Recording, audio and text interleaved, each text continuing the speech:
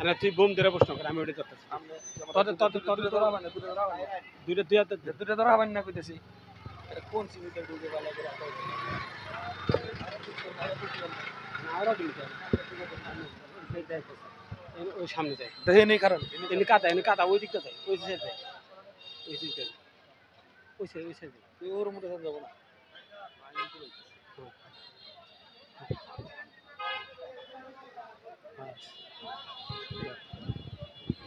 ইসমাইল ভাই ওই যে বটতলাই করবেন আস্তে আস্তে আস্তে এদিকে আসতে দেন স্যার এদিকে একটু কথা বলি স্যার এদিকে ফাঁকা থেকে একটু কথা বলি। আসসালামু আলাইকুম স্যার। সালাম। কেমন আছেন স্যার? জি আলহামদুলিল্লাহ আছি আলহামদুলিল্লাহ। আপনি তো প্রশ্ন হলো যে আপনারা যে আসামে কি স্যার আপনাদের দেখা যাচ্ছে এই যে আপনারা যে গণসংযোগ করতেছেন কোন ধারাবাহিকতায় উদ্দেশ্যটা একটু বিস্তারিত ব্যাখ্যা করুন। ধারাবাহিকতা আমাদের বাংলাদেশ জামাত ইসলামীর মূল লক্ষ্য হচ্ছে বাংলাদেশে ন্যায় এবং ইনসাফ ভিত্তিক সমাজ প্রতিষ্ঠা করা, এবং সেই সাথে আমাদের বাংলাদেশ জামাত ইসলামের আরেকটা উদ্দেশ্য হচ্ছে ন্যায় এবং ইনসাফ ভিত্তিক সমাজ প্রতিষ্ঠা করা এবং মহান আল্লাহ তাআলা সন্তুষ্ট অর্জন। এটা হচ্ছে আমাদের মূল লক্ষ্য। পাশাপাশি বাংলাদেশ জামাত ইসলামী চায় এদেশে মানবিক এবং কল্যাণ রাষ্ট্র প্রতিষ্ঠা করতে, যেখানে কোনো অরাজকতা থাকবে না, অনাচার থাকবে না, দুরাচার থাকবে না, দুর্নীতি থাকবে না, সন্ত্রাস থাকবে না, চাঁদাবাজ থাকবে না।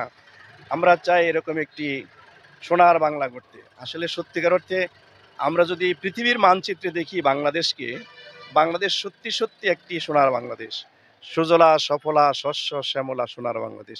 কিন্তু এখানে নাই সোনার মানুষ, এখানে নাই ন্যায় এবং ন্যায় প্রতিষ্ঠার যোগ্যতা সম্পন্ন নেতৃত্ব। ন্যায় এবং ইনসাফ ভিত্তিক নেতৃত্ব প্রতিষ্ঠা যদি আমরা করতে পারি, তাহলে এদেশে সোনার বাংলাই গড়ে উঠবে ইনশাআল্লাহ। এই প্রত্যাশায় আমরা কাজ করে যাচ্ছি। আর জাতীয় সংসদ নির্বাচনকে আপনারা কিভাবে নিচ্ছেন এবং এই বিষয়ে আপনাদের কোনো মন্তব্য রয়েছে কিনা?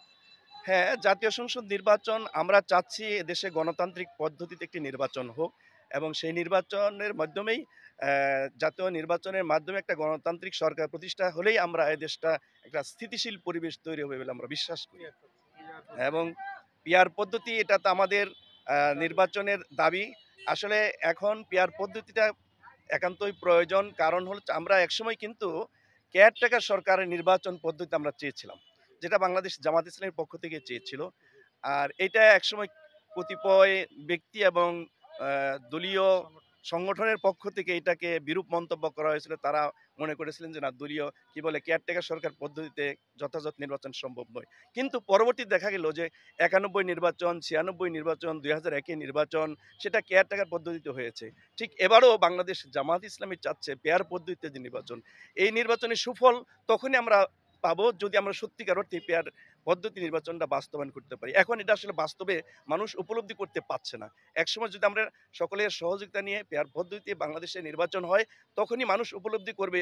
যেমন করে কেয়ারটেকার সরকার পদ্ধতিতে যারা ক্ষমতায় এসেছিল, তখন তারা উপলব্ধি করতে পেরেছিল হ্যাঁ, সত্যিকার অর্থে কেয়ারটেকার সরকার পদ্ধতিটা ছিল। ঠিক তেমনি পেয়ার পদ্ধতিতেও যদি আমরা নির্বাচন পদ্ধতি চালু করতে পারি এবং সেইভাবে যদি নির্বাচন অংশগ্রহণ করতে পারি, সেক্ষেত্রে একটা জিনিস আপনারা সুস্পষ্টভাবে জানেন যে যত ছোট দলীয় আর যত বড় দল হোক, ছোট দলের পিছেও কিন্তু কিছু লোক থাকে, ছোট ছোট দলের পক্ষেও কিছু লোক থাকে। সেখানেও যে ভালো মানুষ নেই, সৎ মানুষ নেই, সেটা আমরা বলবো না, সেখানেও কিছু সৎ লোক থাকতে পারে। সেই ক্ষেত্রে দেখা যায় যে সকলের অংশগ্রহণে যখন একটা নির্বাচন হবে, আর সেই নির্বাচনের মাধ্যমে যখন সত্যিকার অর্থে ন্যায় এবং ইনসাফ ভিত্তিক সমাজ প্রতিষ্ঠার লক্ষ্যে সৎ এবং যোগ্য নেতৃত্ব যখন সেই পেয়ার পদ্ধতির মাধ্যমে নেতৃত্বের আসীন হবে, তখনই দেখা যাবে এটা ক্ষমতার ভারসাম্য এবং ক্ষমতার একটা কি বলে এটা ভারসাম্য রক্ষা হবে। তখন আর এই ক্ষমতা নিয়ে কেউ দাম্ভিকতা করতে পারবে না, এককভাবে কেউ দেশ পরিচালনার ভিতরে একক নেতৃত্ব কর্তৃত্ব থাকবে না, যেটা ফ্যাসিবাদ আমরা বলে থাকি। সেই ধরনের আমরা চাচ্ছি যে দেশে সেই ধরনের একটা ফেয়ার নির্বাচনের মাধ্যমে যাতে করে দেশে গণতান্ত্রিক সরকার প্রতিষ্ঠা হয় এবং গণতান্ত্রিক পরিবেশ ফিরে আছে।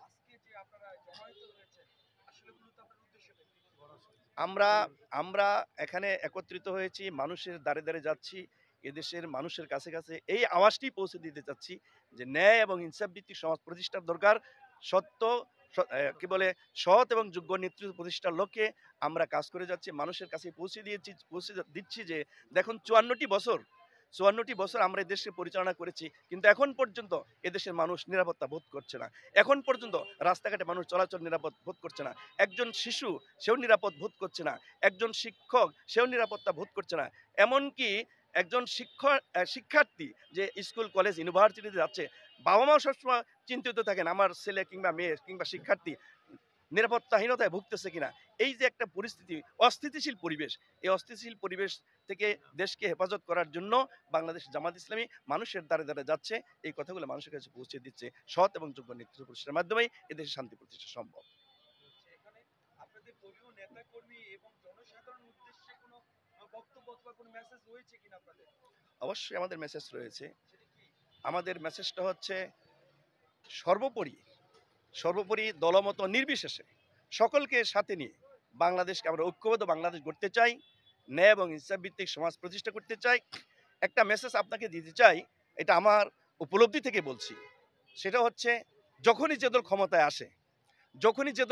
আসে সেই ক্ষমতা আসার পরবর্তী দেখা যায় বিপরীত পক্ষে যারা বিরোধী দল হিসেবে যারা থাকেন তাদের উপর জুলুম নির্যাতন নিপীড়ন চলে। এটা আসলে রাজনৈতিক কোনো শিষ্টাচারের মধ্যে পড়ে না। বাংলাদেশ জামাত ইসলামী চায় যে এদেশে নির্বাচিত সরকার যখন হবে, নির্বাচিত সরকার হওয়ার তো কি জনগণের নির্বাচিত সরকার, জনগণের দ্বারা ম্যান্ডেট প্রাপ্ত তারা এই দেশে সরকার গঠন করছে। কাজেই যখন নির্বাচিত হয়ে যাবে তখন তাদের অধীনে সকল মানুষ, এদেশের আপামর জনসাধারণ, সকল নাগরিকই তাদের কাছে নিরাপত্তা বোধ করবে। সেই নিরাপত্তা বোধ করার জন্যই বাংলাদেশ জামাত ইসলামী এদেশে গণতান্ত্রিক পদ্ধতিতে নির্বাচন পদ্ধতি চাচ্ছে এবং নিরাপত্তা বোধের জন্য আমরা কাজ করে যাচ্ছি। জি, আচ্ছা। ধন্যবাদ। জি, ধন্যবাদ।